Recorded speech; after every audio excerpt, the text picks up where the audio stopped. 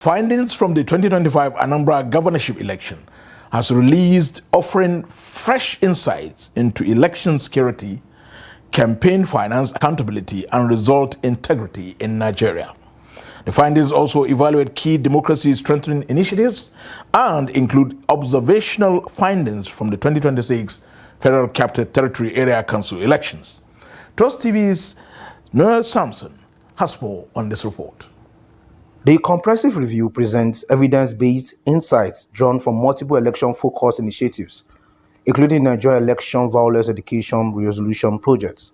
Together, these initiatives examined critical components of Nigeria's electoral system, ranging from election security and violence prevention to financial transparency and the credibility of declared results. These findings highlight the interconnected role these three pillars play in safeguarding democratic processes.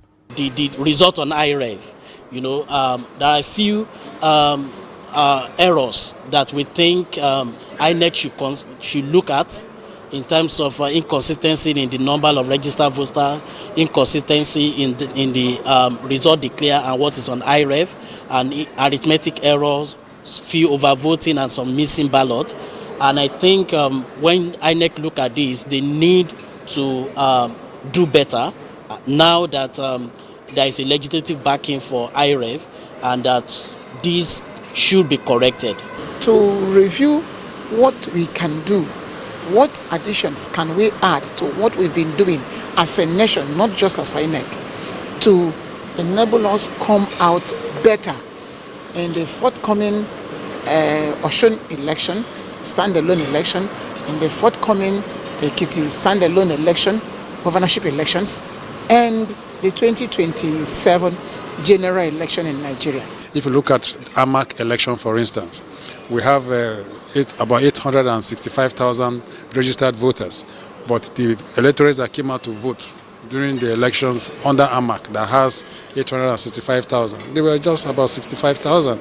So it means that 800,000 voters did not come, and we got information that some of them were differentialized because there was no movement. Where they registered is different from where they live, so they couldn't have means to come to where to vote. Right. So I discourage issues when it has to do with elections where they declare public holiday or no movement or sit at home or something. I don't think it's enough to do that.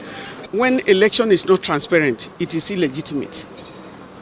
So when you use that to classify the kind of elections that we have had in Nigeria, especially the 2023 election, and some of the obstacle elections, you find out that they are illegitimate. And so how do we struggle from that element?